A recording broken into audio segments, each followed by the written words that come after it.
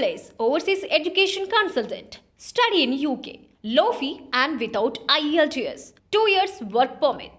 Admissions are open for September 2024. Mobile number 9989999003.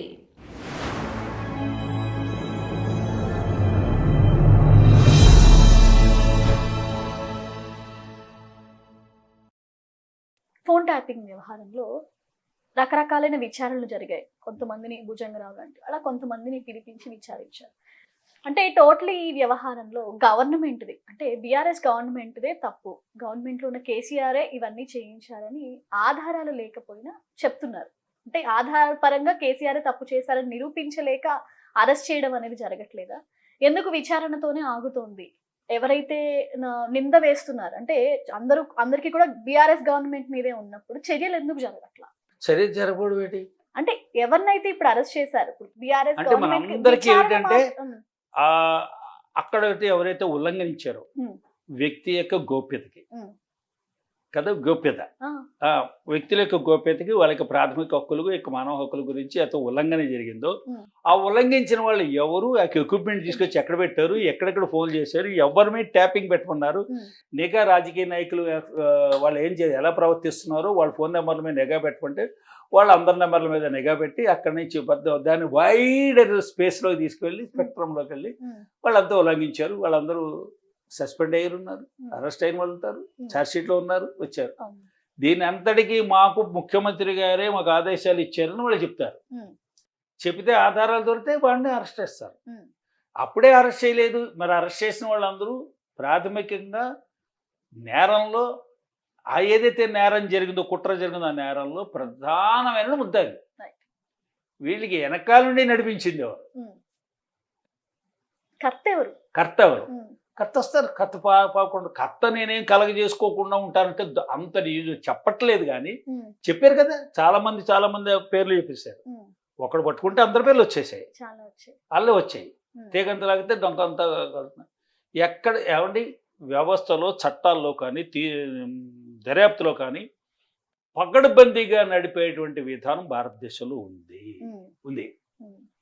ఈ దర్యాప్తు జరిపించే మనుషులు అంటే ఆఫీసర్స్, న్యాయ తీర్పులు ఇచ్చేటువంటి జడ్జెస్, శాసన వ్యవస్థలో ఉండేటువంటి నాయకులు, వీళ్ళల్లో క్యారెక్టర్ కావాలి, ఇంటిగ్రిటీ. ఎట్టి పరిస్థితుల్లో నేను అంతటి వాడినైనా అరెస్ట్ చేస్తాను. మాటలకు పరిమితం కాదు, చట్టం ముందు అందరూ సమానలే, చట్టం తాను బంధం చేసుకోవచ్చు, ఎవరిని విడిచిపెట్టే లేదు. ఇది విని విని విని విని ప్రజలు విసుగొచ్చింది. అంటారు కూడా మాట్లాడితే విసుగొచ్చేస్తుంది.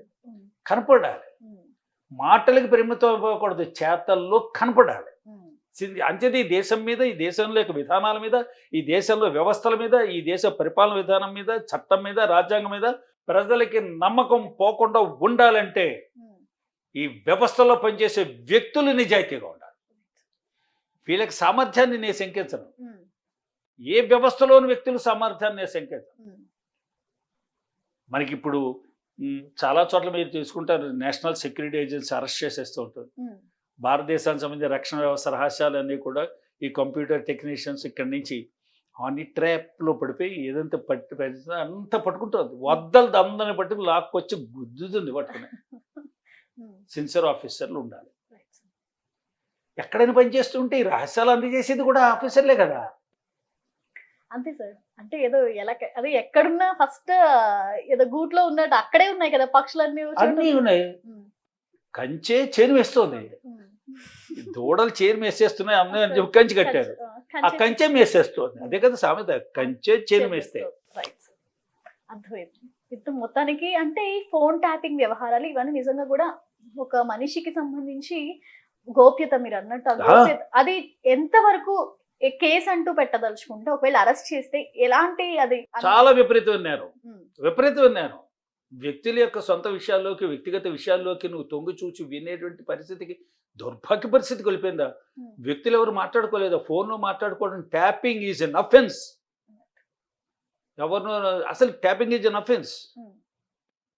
ఇప్పుడు ఏ ట్యాపింగ్ అఫెన్స్? ఇప్పుడు మిమ్మల్ని ఎవరు బెదిరిస్తున్నాడు అండి ఫోన్లో, మీరు రికార్డ్ చేసి పెట్టారు, మీ వ్యక్తిగత భద్రతలో భాగం, అది మీ హక్కు.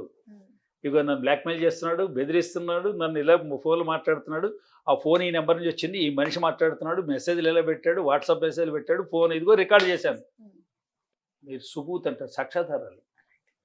మీరు తీసుకొచ్చినట్టు కంప్లైంట్కి అవన్నీ సాక్ష్యాధారాలు. ఆ వ్యక్తి ఆన్సర్ చేసుకోవాలి వాటికి. నాకు వ్యక్తిగత గోప్యత లేదా, నేను మాట్లాడినంత రికార్డు అనడానికి లేదు. నేరస్తులను పట్టుకోవడానికి మనకి రక్షణ వ్యవస్థతో పాటు పోలీసు వ్యవస్థకి కొన్ని సదుపాయాలు ఇచ్చారు. పెర్మిషన్ తీసుకోవాలి.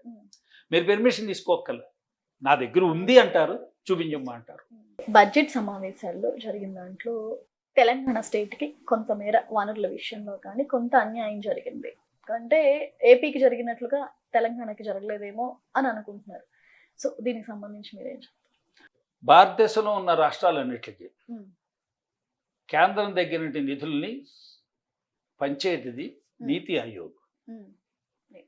అక్కడ కూడా ప్రధానమంత్రి గారే టేబుల్ కూర్చుంటారంటే నేనేం చేయలేదు. ఆయన లెక్కలు చూస్తాడు. ఒక్కొక్క రాష్ట్రాల నుంచి పన్నుల్లో, కేంద్రానికి వెళ్ళే పన్నుల్లో భాగం ఎంత రేషియో, దాని నుంచి మళ్ళీ వెనక్కి వస్తాయి. ఆ పన్నులు వాటాలంటారు దాన్ని. కేంద్రం సహాయం చేసేటువంటిది, కేంద్రం నిధులు ఇస్తుంది కేంద్రం యొక్క పథకాలకి, సంక్షేమ పథకాలు. కేంద్రం సంక్షేమ పథకం పెట్టింది. ప్రతి ఆడపిల్ల పుట్టిన వెంటనే బేటీ బచావో బేటీ పడావో, దానికి ఆడపిల్ల చదువుకుంటే ఇంత, ఆడపిల్ల పెరగడానికి ఇంత, ఆ అమ్మాయికి పెరగడానికి మంచి ఆరోగ్యం కోసం, ఆరోగ్య పరిరక్షణ కోసం ఈ రకమైన మేము సంక్షేమ పథకం పెట్టాం. దాంట్లో పంపిస్తుంది. వీరి గణాంకాలు ఇవ్వాలి, ఎక్కడ గణాంకాలు ఇవ్వాలి.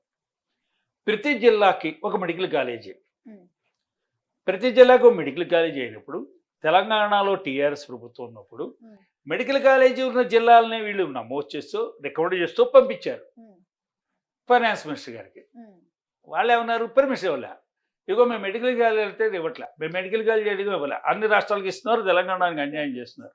దానికి ఆన్సర్ కరెక్ట్గా ఇవ్వాలి.